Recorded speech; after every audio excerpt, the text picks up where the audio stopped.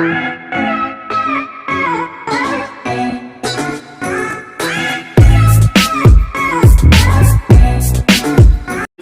You all once again on SS classes. And कल हमने जो केमिकल प्रॉपर्टीज स्टार्ट की थी किसकी, हेलो एल्केन्स की, जिसमें हमने आपको कौन सी पहली केमिकल प्रॉपर्टी हम कर रहे थे, न्यूक्लियोफिलिक सब्स्टिट्यूशन रिएक्शन, जिसमें हमने कल बहुत सारी रिएक्शंस करी। पहला रिएक्शन कौन सी की हमने, जिसमें हमने हेलोजन को सब्स्टिट्यूट करा किससे, एल्कोहल से, यानी OH ग्रुप से। फिर दूसरी रिएक्शन हमने की, फिर हमने तीसरी की, फिर हमने चौथी की। पहली रिएक्शन अगेन अल्कोहल से, दूसरी रिएक्शन एक रिएक्शन साइनो की, फिर एक आइसोसाइनो की, और एक रिएक्शन हमने की थी ईथर नाइट्रोजन से। ठीक है, now we will start with the fifth type of reaction which is a part of nucleophilic substitution reaction. Again in this type of reaction what we'll do, we'll substitute halogen atom of haloalkanes by amino group.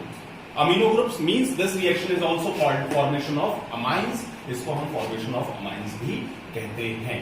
Just take an example. What we'll do in this, we'll take ethyl bromide, we'll react with ammonia, and keep one thing in your mind that ये जो ammonia आप लोगे that is always be alcoholic.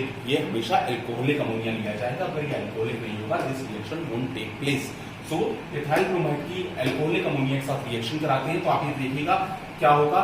अगर हम इसको थोड़ा सा मैं आपको यहाँ पर समझाऊं, then we have this CH3 CH2 Br, fine, और NH3 को हम ऐसे लिख लेते हैं H.NH2, फाइन. तो ये क्या होगा, ये H और Br कंबाइन होके HBr बन जाएगा, और ये जो NH2 है that will be combined with this, and what we'll get an amine. Amine क्या मिलेगा, CH3 CH2 NH2.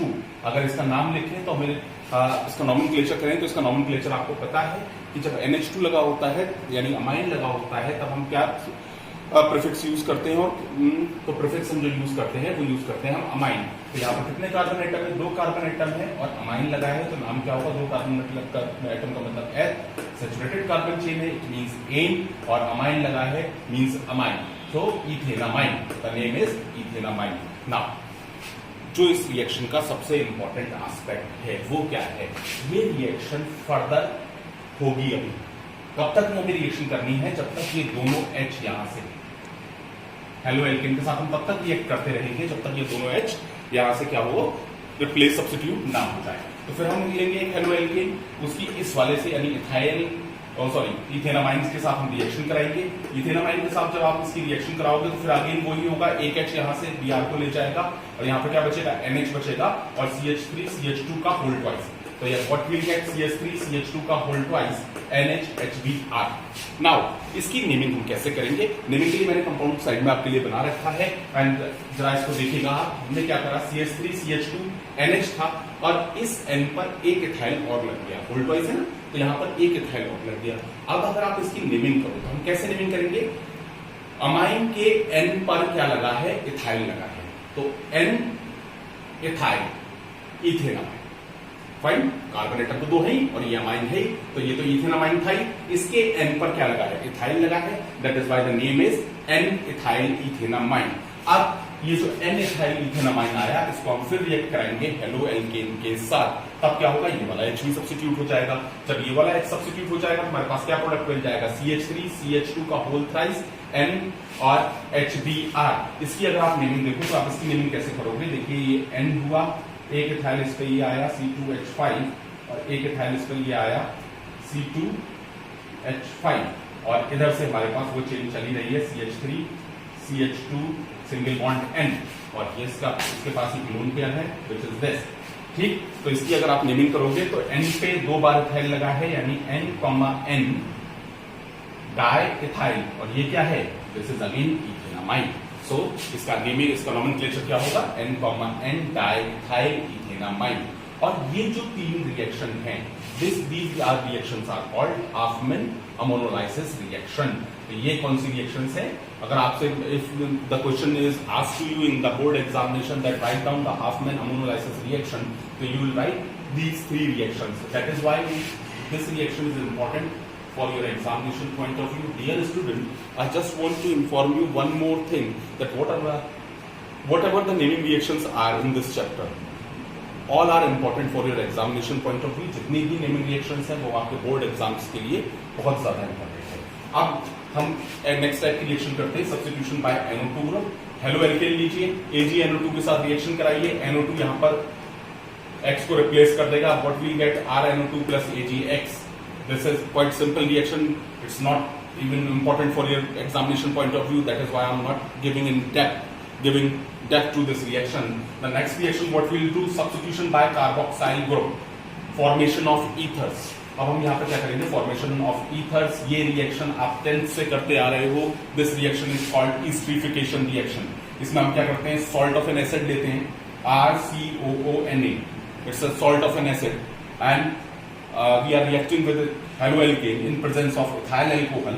तो Na क्या होगा, Na will combine with this X and R will be here. So what we'll get a ester and plus a salt NaX। अब यहाँ पर आप कुछ भी अल्काइल ग्रुप लगा के कोई सी भी रिएक्शन कर सकते हो। सपोज मैं यहाँ CH3 लगा देता हूँ तो ये क्या हो जाएगा, CH3COONA प्लस, ये हमने कर लिया, सपोज हमने ले लिया whatever you like to take RCl ले लीजिए या फिर CH3Cl ले लीजिए, ठीक है। तो हमारे पास what will get CH3COO fine plus what NaCl।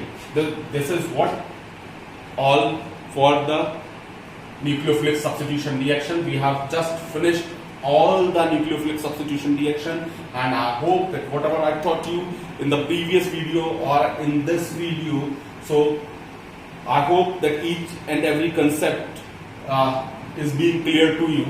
Now nucleophilic substitution reactions हमने कर ली, जितने टाइप्स थे वो हमने कर लिए। Now we'll talk about the most important thing, the most important part of your nucleophilic substitution reaction for your board examination.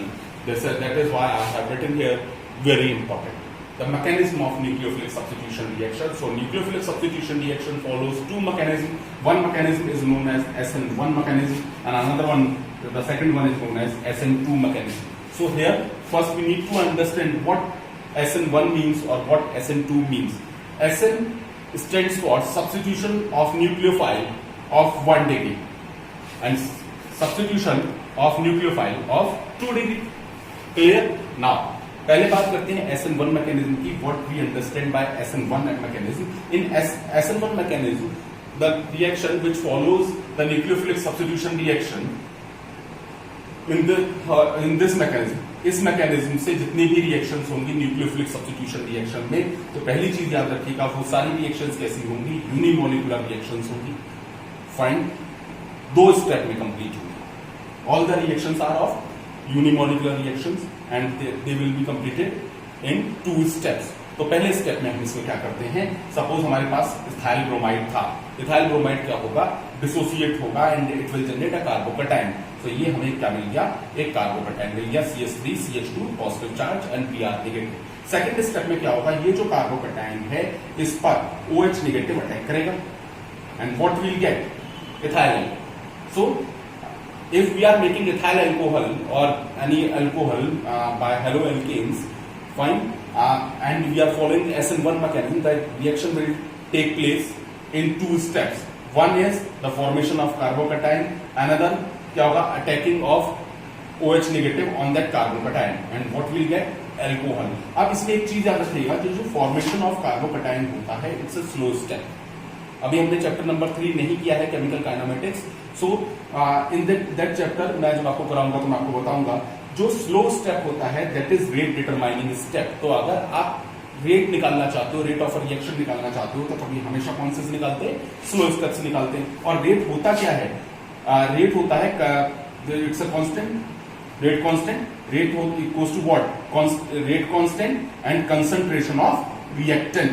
तो concentrate reactant कौन सा है, रिएक्टेंट हमारे पास है ये, that is why that we have taken the concentration of this. Now order of reactivity क्या होगा SN1 mechanism का, क्यों, अब आप एक चीज समझिएगा, as we know that the first step is the generation of carbocation.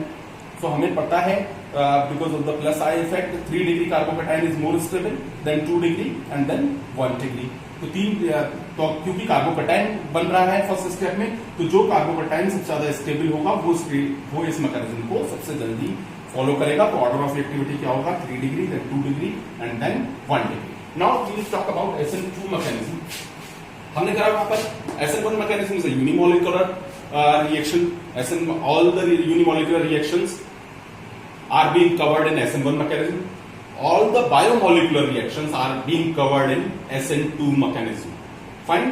So इसमें और उसमें फर्क क्या है, वो 2 स्टेप में होगा SN1 मैकेनिज्म, और यहाँ पर क्या होगा कि 1 स्टेप में रिएक्शन होगी। अब ये रिएक्शन 1 स्टेप में कैसे होगी आप देखिए, हमने यहाँ पे भी लिया था, यहाँ पर क्या हुआ, हमने कार्बोकैटायन जनरेट किया था, यहाँ पर कार्बोकैटायन का जनरेशन नहीं होगा, यहाँ पर OH नेगेटिव सीधे सीधे इस पर अटैक करेगा, कहां पर, इथाइल ब्रोमाइड पर, और what will get an intermediate product. Intermediate product क्या है, ये OH जाके यहां पर अटैच्ड होगा विद अ टेम्परेरी बॉन्ड, यानी ये टेम्परेरी और ये टेम्परेरी, इसके बाद क्या होगा, it will be removed because it's an intermediate product, and what we'll get ethyl alcohol. So this is a one single step reaction. In this reaction, the OH negative will attack directly on halo alkane and we'll get ethyl alcohol. Rate हम इसका कैसे निकालेंगे, हमने आपसे अभी भी कहा था, rate equals to K means rate constant, then the concentration of reactant. तो यहाँ पर 2 रिएक्टेंट है, then it will be the product of concentration of the reactant.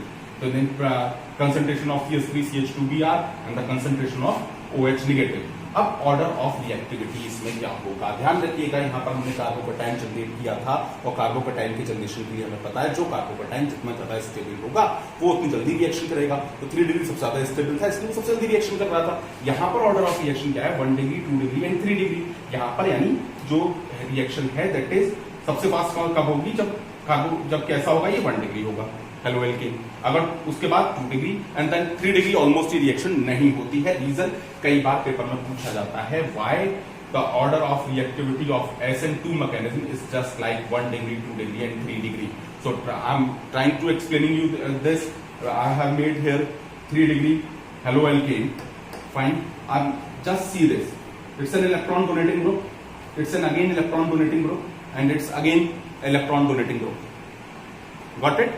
So if it means what, there will be a negative charge around this carbon atom. इस carbon atom के चारों तरफ एक negative charge develop हो जाएगा, और इस negative charge के डेवलप होने की वजह से जो OH है that is what, वो क्या है, OH also is a negative। तो OH जब इसको अप्रोच करेगा, मीन्स OH जब इसे अप्रोच करेगा 3 डिग्री कार्बोकैटायन पर, तो क्योंकि मैंने आपसे कहा 3 डिग्री हेलो एल्केन पर, तो 3 डिग्री हेलो एल्केन कैसा है, in this the carbon atom is surrounded by, या फिर हम ये कहते हैं इसमें क्या होता है, कार्बन एटम पर इलेक्ट्रॉन डेंसिटी हाई हो जाती है, मीन्स उसके ऊपर नेगेटिव चार्ज ज्यादा हो जाता है, क्योंकि इसके ऊपर नेगेटिव चार्ज है, OH नेगेटिव इसको अप्रोच कर रहा है, तो हमें पता है लाइक चार्जेस रिपल्स, तो ये क्या करेगा, इस OH नेगेटिव को रिपेल कर देगा। That is why 3 degree product won't be formed. And ये जो मैंने आपको समझाया, this effect is known as steric hindrance. Until and unless the definition of steric hindrance is being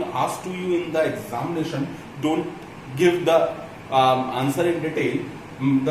If it is being asked to you that why the order of reactivity is this, then the answer is quite simple. It's just because of steric hindrance. And if the definition of steric hindrance is being asked to you in the examination, then please बहुत आसान है इसे लिखना, because of the presence of 3 electron donating group, the electron density increases on the central carbon atom, due to which it occupies a negative charge, and hence when OH negative tries to approach it, instead of attracting it, it repels, because negative repels each other, like charges repels each other. This effect is known as steric hindrance. So by this we have completed all the reactions of nucleophilic substitution, and we have already done the mechanism of electrophilic substitution reactions also.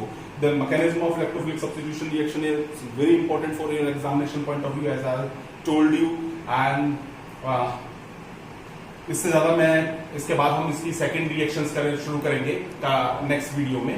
So I hope कि मैंने आपको जितना भी आज बताया है that will be understand, you will be able to understand that.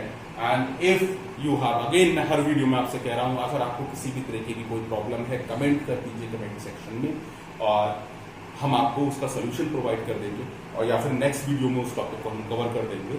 So it's my humble request, अगर कुछ भी आपको प्रॉब्लम आती है वीडियो में किसी भी कंटेंट को लेकर, डू कमेंट और subscribe our channel and don't forget to press the bell button which is just below to your screen. Thank you very much. It's your Shobit sir signing off for today. Thank you.